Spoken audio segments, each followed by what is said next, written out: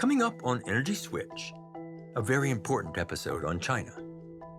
Natural transitions in the Chinese economy, including the switch from manufacturing over to service sector and other factors, will make it relatively easy for China to peak its emissions by 2030, I think.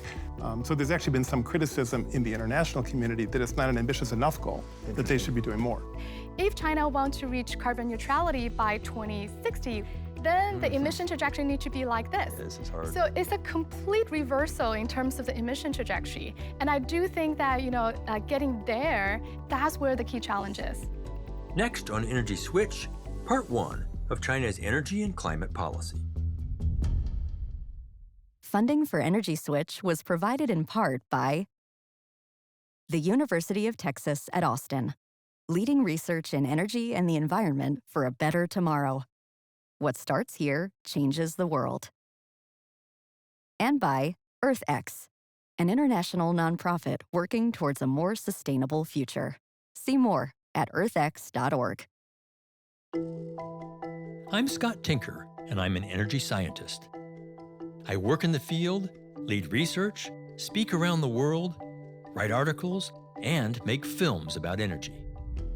This show brings together leading experts on vital topics in energy and climate. They may have different perspectives, but my goal is to learn and illuminate and bring diverging views together towards solutions. Welcome to the Energy Switch. China is the largest energy producer, and by far the largest consumer of coal, the largest producer of solar panels, the largest installer of solar and wind, the largest current builder of nuclear power plants, has the largest hydropower dams, and emits nearly a third of global CO2. In nearly every way, China is the biggest in energy and climate. We'll talk about all this with David Sandalow, founded and directs the U.S.-China program at Columbia University's Center on Global Energy Policy, and was formerly an assistant secretary at the Department of Energy. Peng is an assistant professor of international affairs and civil engineering at Penn State's School of International Affairs. She got her PhD at Princeton with postdoc studies at Harvard. On this episode of Energy Switch, China's energy and climate policies, part 1. Well, look, let's just jump right in. Thanks for being here. Why should the rest of the world care about what China does in energy and climate? China is the world's largest energy producer, largest energy consumer, and largest greenhouse gas emitter. What China does shapes global markets for energy, and it shapes the future of our planet. Last year, 30% of greenhouse gas emissions came from China. There's no solution to the climate change problem without China. Okay. Similar things? I think David just said one side of the story, which is China is the important part of the problem, right? 30% of emissions coming from China. But on the other side, there are other people seeing China as a potential climate savior as well, because China is the global leader also in clean energy, like wind, solar, electric vehicles. So to me, this complex picture of China make this country both interesting, but also important for us to understand. Right. If you could say it simply, what would China's energy policy be? It's hard to distinguish what is energy policy and what is climate policy, because in order to tackle the climate issue, we really need to tackle what this energy space will look like in the future.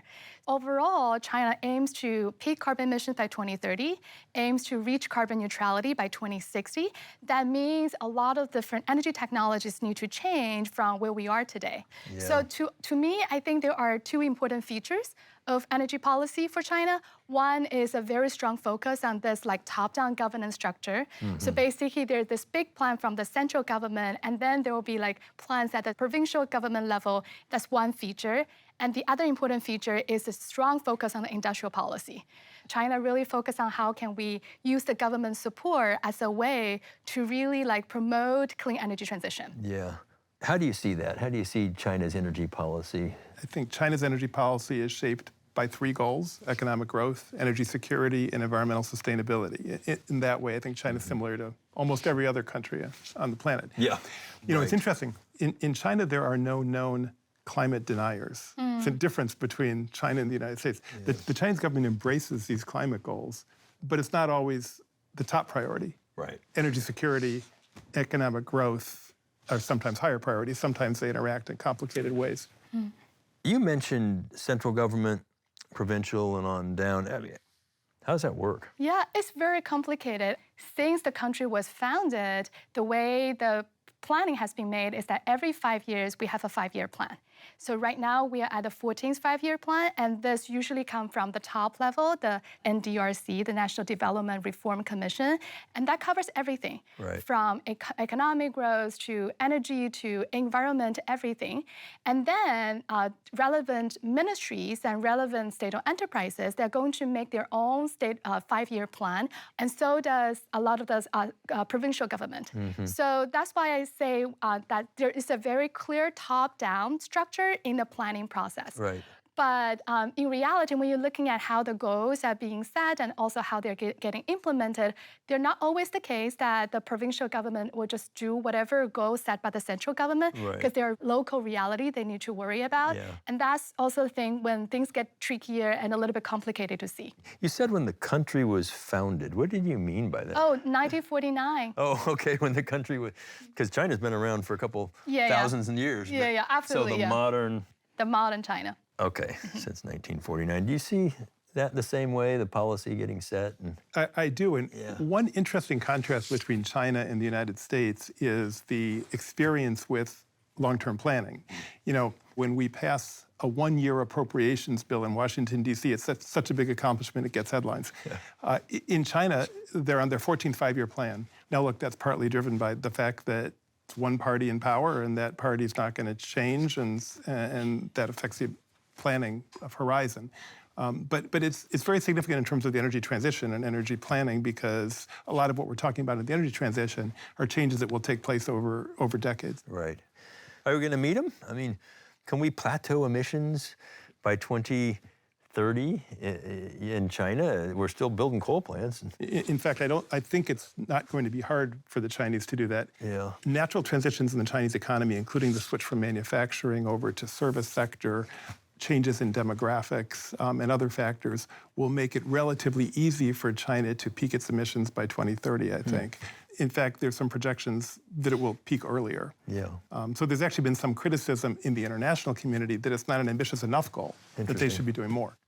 The population has peaked in China, and China, unlike the U.S., at least so far, doesn't have immigration, a lot of people coming in. Does that help with those goals? It's part of it, yes. So the demand is kind of plateauing from the number of per capita, at least, if you will. That kind of leads us into the manufacturing side of things. China, they supply the world with everything, and a big trade partner. How does this affect development of energy in China? So I do see the role of manufacturing, especially in the past few decades. It really has a lot to do like what growth model China has been pursuing.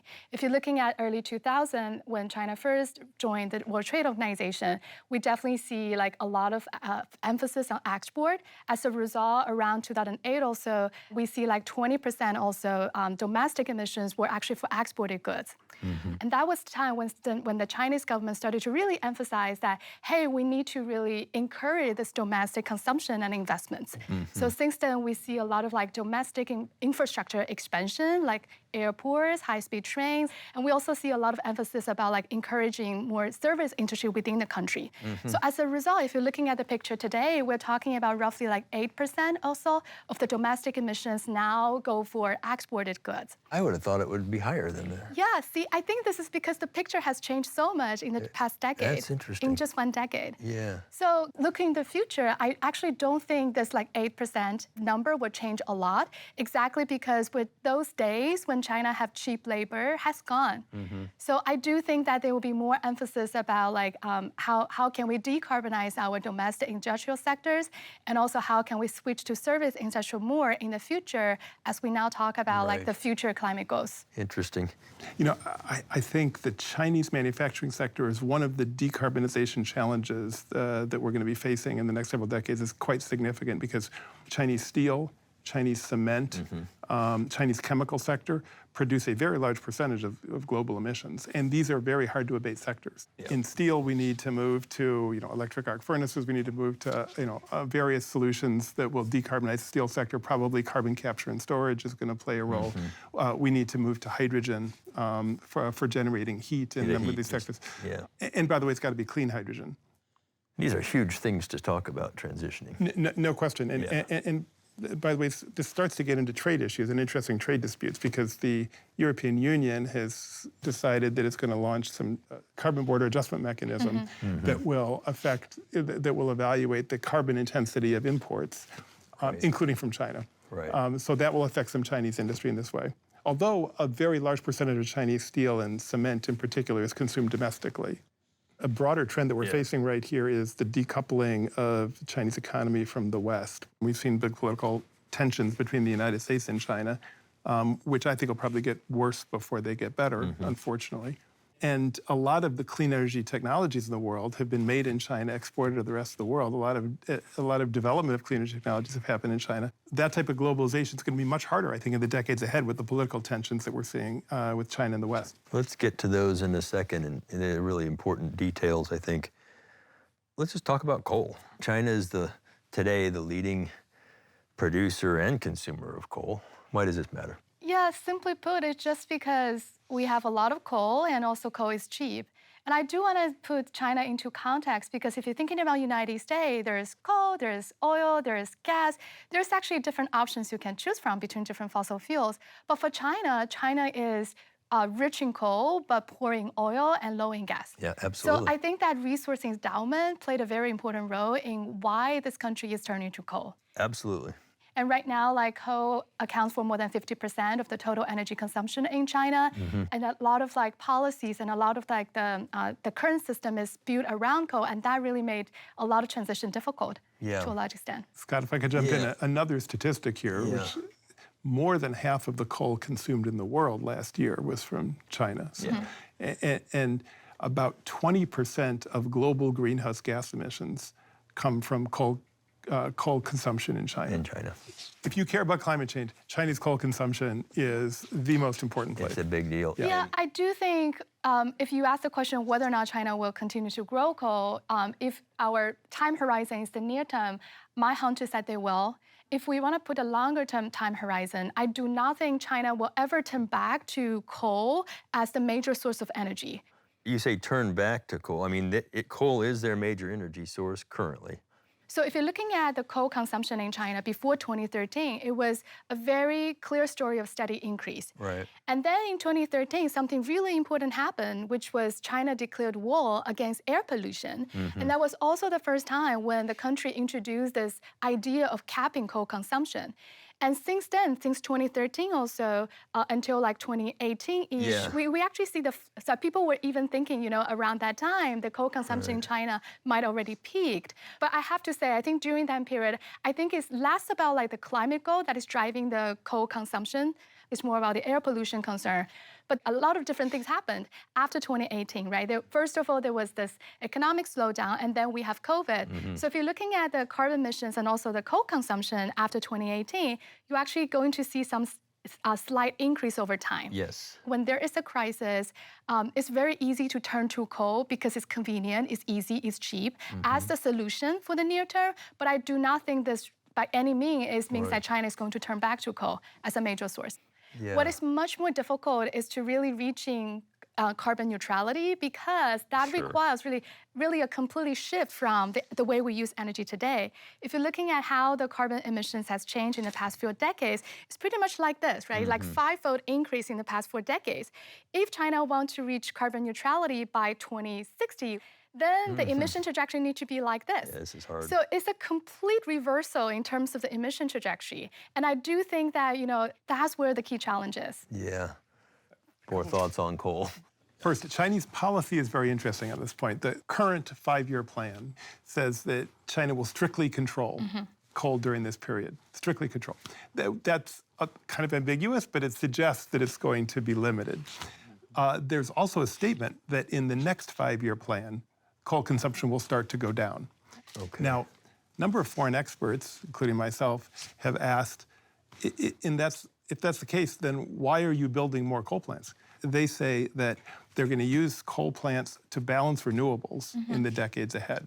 In the United States, we have lots of cheap natural gas, and we basically balance our renewables with natural gas. China does not have that, and so what they say is their plan is to run these coal plants at 10 or 20% capacity and use it when the sun's not shining, the wind's not blowing. Right. I think there's reason to be concerned that if those assets are there, that they will be easy to use, and they will not be used at just a 20% level. Right. Yeah. If I can just quickly add to that, the current capacity factor of coal-fired power plants in China is already much lower than the United States. We're talking about lower than 50% or so, whereas here we're talking about like 60% or more. So I think Capacity factor for our listeners is the percentage that some facility is used. If it has a capacity of X and it's used half the time, it's a 50% capacity factor. Exactly. And for coal-fired power plant, in theory, you can keep it on forever to a large extent. So I think the fact that China is right now using it only at half capacity already reflects that they're not consider coal just as the baseload capacity. They also consider coal as the only possibility or the solution for China to manage large-scale integration of renewable. It's not the best solution, right? If we have gas, then that's the much better source to manage that variable renewable. But for China, because that's the only resource endowment we have, they're turning to coal to play that role. Right. It's interesting. Coal and solar and wind are different in that one can be always on if you need it. The other two big ones like that are natural gas, which does large resource, and nuclear. Yeah. China's actually the world's leader in nuclear right now. They're building more nuclear plants than anyone. What's the plan there, and how does that look? This is where that things are really exciting, because I do think that nuclear is going to have an important role to play. If we want to shut down coal, then it's much natural for nuclear to provide that baseload role comparing with like other resources. And I do think China is very successful in scaling up nuclear for a few reasons. One is that comparing with other countries, I think China has much stronger government support and also much less public opposition against nuclear, and that's really important for the success of the industry. And the cost. Of course, yeah. And that naturally leads to the second advantage I think China has, which is it has a very well-developed supply chain and also a labor force. So I think this is partly because, China is almost the only country who was still like continuing building nuclear. So China now is fairly self-sufficient in the design and also construction and operation of the reactors. So I think those are the reasons why I'm fairly optimistic about the picture for China to scale up nuclear in the near term. Yeah. Is that a good plan, China replacing coal with nuclear? You can't, I think, overemphasize the role that China is going to play in the nuclear industry going forward. So in the past 2 years, 14 nuclear power plants have been connected to the grid globally. In 2 years? In the past 2 years. 6 of them have been in China. Yeah. A third of the nuclear power plants under construction in the world today are in China. From a greenhouse gas standpoint, building a nuclear power plant instead of building a coal plant is a very good thing. Yep. There's risks associated with nuclear power, to state the obvious. And I think there's concern around the world about whether it's going to be regulated sufficiently for safety. We don't have a lot of visibility into some of that, particularly in the last couple of years with the pandemic. We haven't had a lot of visibility into that. I certainly hope that it's being regulated and managed with safety in mind. Right. I do want to quickly touch on, David, what you were saying. So, for example, right after Fukushima, we did see China stop approval of the inland nuclear power plant, and that hasn't recovered even today. Right now, we're still focusing on those coastal regions where there's like a better technology to manage those security risks. We've kind of covered the firm baseload, the coal, nuclear, so it brings us to solar and wind. China's a world leader in solar now, too. How'd this come about? China's been a world leader in solar for 20 years or more, and also deploys more solar power than any other country in the world. Last year, the growth was amazing. Almost 100 gigawatts of solar panels were deployed in China, about 95, 96 gigawatts. In the US, we had 10.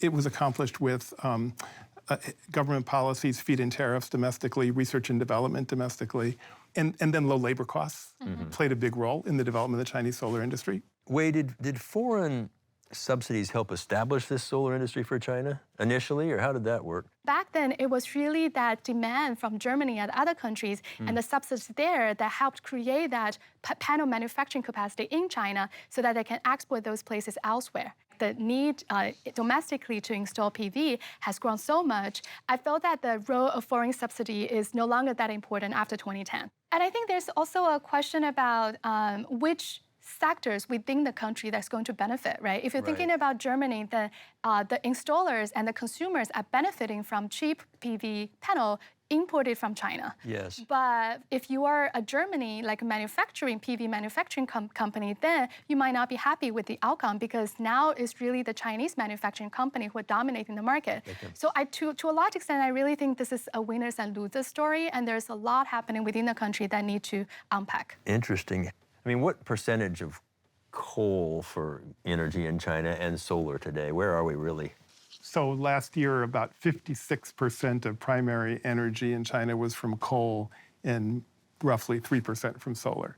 So Okay. solar is very much at the beginning of the growth curve. Yeah. Okay. So how much of that is exported on the solar side of things, and how much are they consuming internally? You were starting to talk about that way, but what do we... Most of China's solar panels are exported. I mean, they still have a huge domestic market. But most of it's exported, and the industry grew up with exports in mind originally. Okay, just designed around that.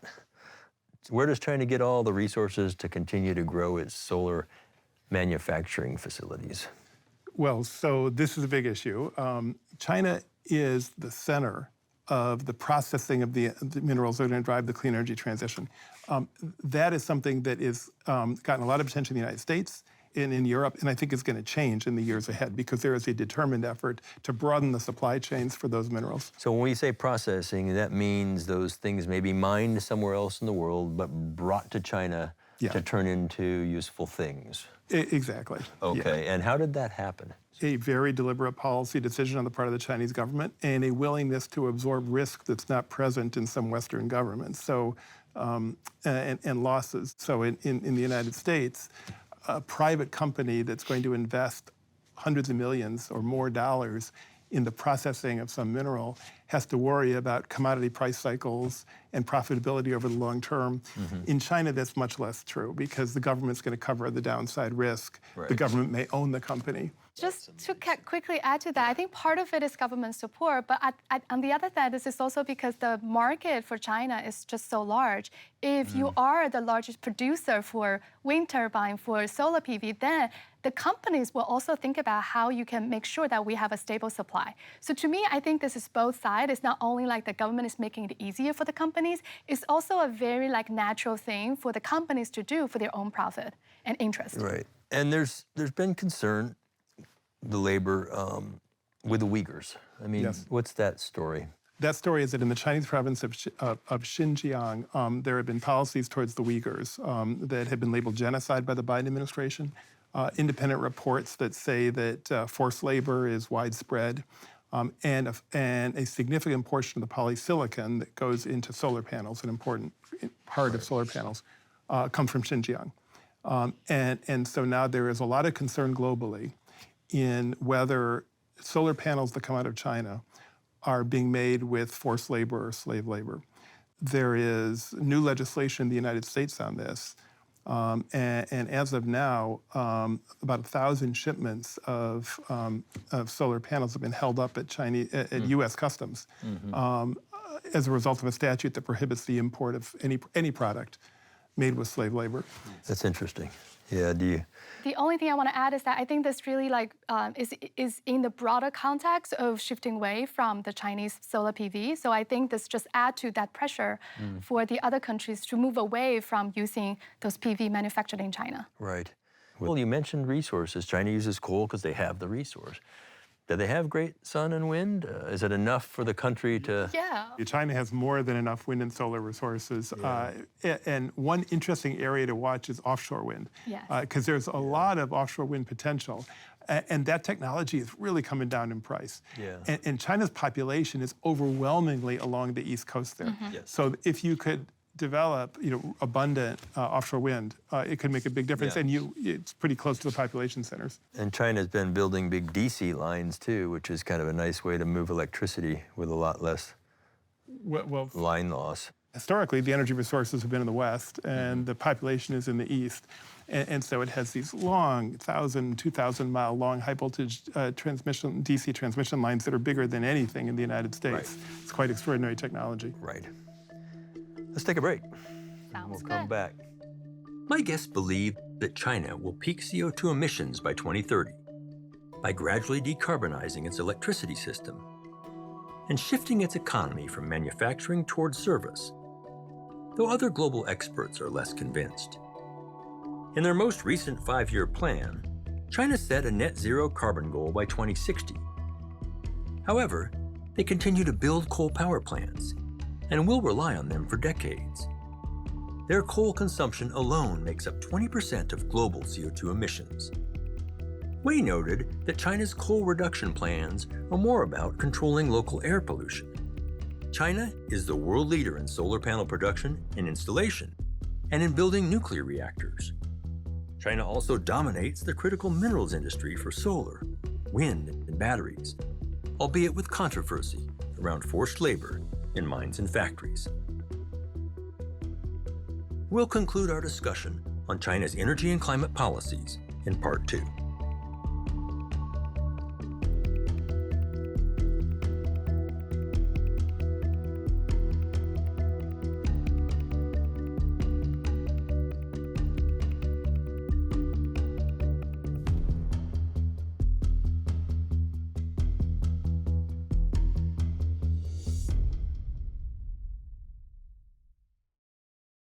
Funding for Energy Switch was provided in part by the University of Texas at Austin, leading research in energy and the environment for a better tomorrow. What starts here changes the world.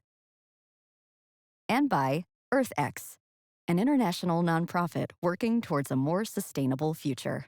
See more at earthx.org.